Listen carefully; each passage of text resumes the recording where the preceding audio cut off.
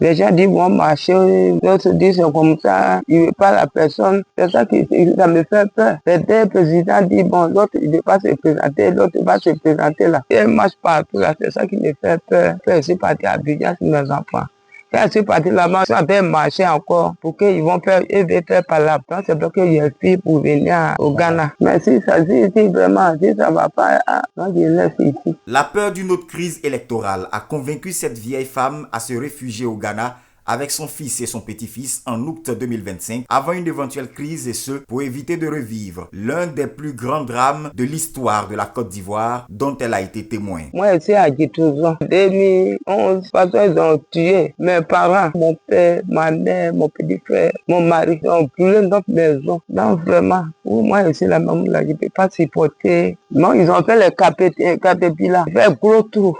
Et puis ceux qui sont morts, ils ont mis les gens dans le trou. Quand des gens qui sont morts, on peut tuer tout le village. Quand ça va commencer, moi, j'ai fui. Comme elle, ils sont des centaines. Depuis septembre, le Conseil des réfugiés du Ghana a indiqué dans la presse locale avoir accueilli 1500 demandeurs d'asile provenant de la Côte d'Ivoire qui prédisent ou croient qu'il y aura des tensions avant l'élection présidentielle. On a pu voir certains arriver avec leurs valises le 19 septembre 2025 et devinez-vous où ils résident au Ghana? Dans un camp de réfugiés dénommé Ampeng Refugees Camp situé à 52 km de la frontière ivoiro-ghanéenne sur l'axe Elibou-Takoradi. Ouvert en raison de la crise post-électorale de 2011 qui sévissait en Côte d'Ivoire, ce camp abrite encore 14 ans plus tard plus de 840 familles ivoiriennes. Quel paradoxe pour un pays en paix, pour un pays dit émergent.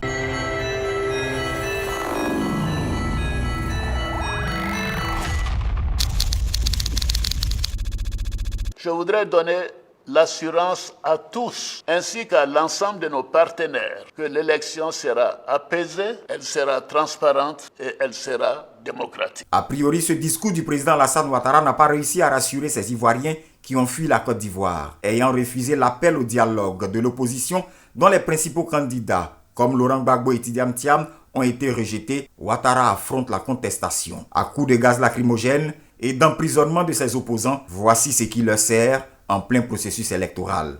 Ces derniers refusent de se plier à sa volonté de faire un 4e mandat. Conséquence, des Ivoiriens qui fuient le pays. Pour sa sécurité et sans ressources, cette vieille femme a accepté de travailler à son âge, vivre dans une maison sans chaise, sans matelas et sans casserole, même pour faire la cuisine. Celle-ci a été prêtée. On est venu là, il n'y a pas mangé. Il y a 4 maniocs, 3 boulettes, 1000 francs. Et puis on me donne. Et puis il demande casserole de quelqu'un, donne ma casserole, donne ma fourneau. Puis je vais préparer. Bon, si c'est pas bon, c'est bon, on mange. Je ne dors pas bien, je mets le pain à terre. Puis je dors. Après, moi, je pars à présent à la fin, je dis, il n'a qu'à libérer le Côte d'Ivoire, je vais rentrer. Parce que toutes mes familles sont mortes. Je ne sais pas où je peux rentrer ou dormir. Je ne sais pas où je peux partir.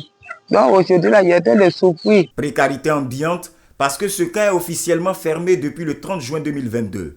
Par conséquent, tous ceux qui y résident ne bénéficient d'aucune forme d'assistance. Je les ai trouvés ici, eux aussi, ils n'ont rien. Donc comment ils vont faire pour me soutenir? Ici, c'est pas chez eux. Moi aussi, ici, c'est pas chez moi. Ils sont même, on est même seuls. Malgré cette souffrance, elle peut avoir son petit-fils, en toute sécurité, jouer avec ceux qu'elle a trouvés un peu d'innocence pour donner du charme à ce camp. Ces nouveaux venus n'ont pas laissé les autorités ghanéennes indifférentes. Le 23 septembre dernier, ces jours de réunion au camp, convoqués par le service d'immigration et celui des réfugiés du Ghana et des organisations comme le HCR. En face, des Ivoiriens en majorité, mais aussi des Soudanais. La tension est palpable.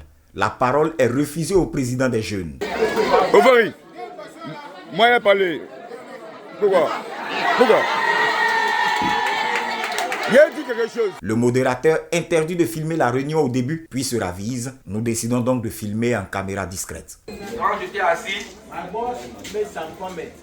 son boss a parlé Concerning your behavior over here. il a parlé de votre comportement dans ce cas. Ils respecteront la loi. Send you off. Si tu ne sais pas la loi, Immigration officers will send you off. en tant qu'immigration, ils vont te prendre et t'envoyer hors du pays. We expel you. Et si eux, malgré ton addition, ils t'attrapent sans permission, eux, ils So te don't mettent do hors du this pays. your own over here. L'autorité rappelle à ses interlocuteurs le respect des lois du pays avec insistance allant jusqu'à la menace d'expulsion. Ce qui va faire réagir un Ivoirien tout bouillonnant. Un de votre patron est venu à 2018, un gradé, le HG était présent, le JLB était présent, et il a dit de façon solennelle que de tous les réfugiés que le Ghana a reçus, les Ivoiriens sont les meilleurs. Donc, pourquoi ils vont dire que nous, on ne respecte pas les femmes du Ghana? C'est faux.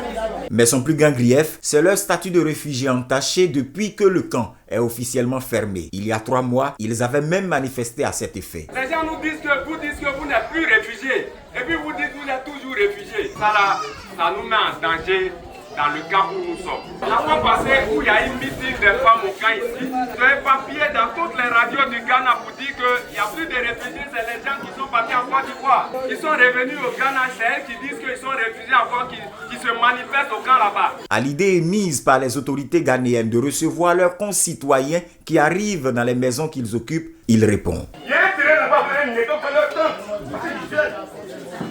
C'est pas dans nos maisons les mettre. Nous sommes nos frères, on n'est pas contre. Mais ce ne sont pas dans nos maisons pour les mettre.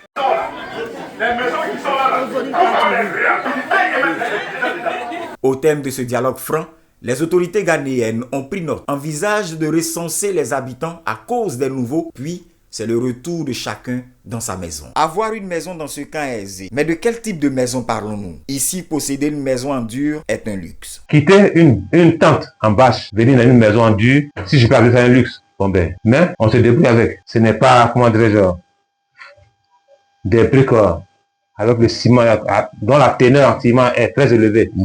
Il y a des fissures. Voilà. C'est du sable.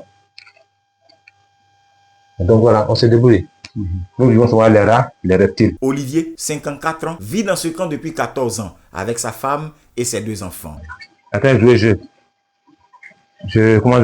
je vais trier vos habits là. Aujourd'hui, vous passez par le cordel là. Ils sont venus nous rejoindre pour éviter d'autres fléaux en Côte d'Ivoire. Et donc lui, c'est Chris, mon dernier. Lui, ça n'a pas marché, le PPC en Côte d'Ivoire. Et voyant les fléaux dans nos communes, dans la commune où il vivait avec sa maman, la drogue et autres là, elle a préféré le faire venir au Ghana ici. Parce qu'il a échappé à un kidnapping d'enfants. Hémiplégique après un AVC en juin 2017, Olivier était administrateur dans le centre de recherche sur les États en Afrique basé à Abidjan. Durant le conflit post-électoral de 2011, ce fervent militant de Laurent Gbagbo, pour qui il a battu campagne, va quitter le pays avec une balle dans les fesses, retiré au Ghana. Aujourd'hui encore, comme lors de la présidentielle de 2020, il voit des Ivoiriens arriver. Le camp va forcément renaître. Parce qu'en 2020, où il y a eu la tête de tous ceux qui sont joués au ballon là, à sa tête là, il y a eu un autre camp qui a été créé en amont ici, au niveau du camp d'Ampé, pour recevoir tous ces réfugiés là. La frontière la plus proche, c'est la frontière de Eli Bono. Avec les indices de cette élection d'octobre 2025, d'autres ont traversé le Ghana pour aller au Togo. Et d'autres sont arrêtés ici au Ghana. Le camp était censé être fermé. Après le départ volontaire, l'intégration, la réinstallation, le camp était censé être fermé et remettre ça le camp au district. Yo, on est encore là. Nous sommes 843 familles. Et chaque jour que Dieu fait, ça arrive. Olivier a-t-il eu raison de rester tout ce temps? Question. Toutefois, s'il est encore là, c'est parce que les conditions de leur départ avant la fermeture du camp n'ont pas été respectées. Il y a eu un accord tripartite entre le gouvernement ghanéen, ivoirien et l'organisation onusienne qu'on appelle l'AICR pour mettre fin à leur statut, pour dire que tout va bien en Côte d'Ivoire. Et le Ghana nous a proposé 3 options. Le départ volontaire, l'intégration locale et puis la protection internationale. Et j'ai parmi les 843 familles qui ont opté pour une requête de protection internationale. Parce que nous ne voulons pas repartir dans cette frayeur-là en Côte d'Ivoire et même rester au Ghana qui est difficile. Voilà comment je suis resté ici dans ce camp. Depuis lors, ils n'ont pas eu gain de cause. Ils errent dans le camp sans réel statut comme ceux qui avaient opté pour le départ volontaire. Le départ volontaire a été mal organisé. Je prends l'exemple de mon frère Oulaï Sédik. Il était enregistré pour le départ volontaire. Il a fait les vaccins, tout. C'est la veille, il a préparé tous ses bagages. Tout ce qui était lourd, il a bradé. Et les bagages légers, il les envoie au niveau du car. On fait l'appel, son nom n'y est pas sur la liste de départ volontaire. Or, il a manifesté la volonté de rentrer en Côte d'Ivoire. Mais son nom n'y est pas. C'est-à-dire que le départ volontaire était sélectif. C'était comme un concours. Je ne sais pas, c'est sur quel critère il faut éliminer celui qui veut partir en Côte d'Ivoire. Donc il est resté avec sa famille, aujourd'hui.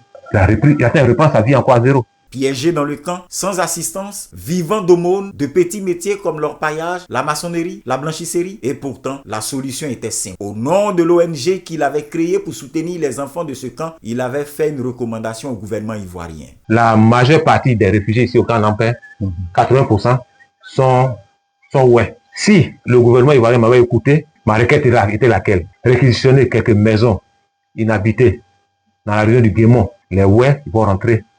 Tu habites Diokwe temporairement, le temps d'aller régler tes histoires de forêt, d'identification, et tu reviens à Diokwe. Après, tu vas récupérer ton champ, ta maison qui a été détruite. Mais j'ai pas eu de réponse. Pas avoir été écouté, résultat, drame humanitaire aggravé avec de nouveaux arrivants comme Youdé Joël, 29 ans. Il est rejoint dans ce jardin par le président des jeunes du camp, Valérie. Il vit dans le camp depuis 14 ans. Il n'a jamais voulu retourner au pays durant tout ce temps, non sans regret. Parler de... Il n'y a pas eu de regret.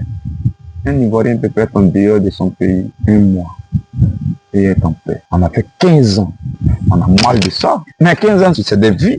Lui aussi est très critique des initiatives des autorités pour le retour au pays qu'il qualifie de fiasco. La première des choses, c'est l'insécurité qui nous a fait fuir. La Côte d'Ivoire est une insécurité. Mais quand la Côte d'Ivoire est stable, on ne peut pas dire à quelqu'un rentre chez toi à la maison et puis le prendre pour le mettre en prison. Bon, tu rentres comment? Ou bien les encagoulés viennent t'enlever la nuit uniquement. On a les dossiers Charles Rodin qui était ici, un ministre qu'on a vu qui a vécu avec nous ici, qui jusqu'au aujourd'hui est persécuté. Pour lui, sans faux fuyant, le responsable de cette insécurité n'est rien d'autre qu'Alassane Ouattara. Si après 15 ans, il y a un camp de réfugiés qui existe, c'est parce qu'il y a problème. Il y a un problème. La Constitution même défend ça. Aucun Ivoirien ne doit être contraint à l'exil. C'est-à-dire que le gouvernement doit mettre en place les moyens pour que le dernier réfugié là revienne à la maison, qu'on prenne soin de lui un peu, pour qu'il puisse se retrouver. Ça n'a jamais été fait. C'est pourquoi ces camps-là existent encore. Donc il n'y a pas une volonté de paix au fait. Donc nous sommes victimes de ça. Et nous avons dit non à Ouattara. Tant que Ouattara sera au pouvoir, nous on sera toujours en exil. C'est notre manière pour nous de lutter. Ce discours militant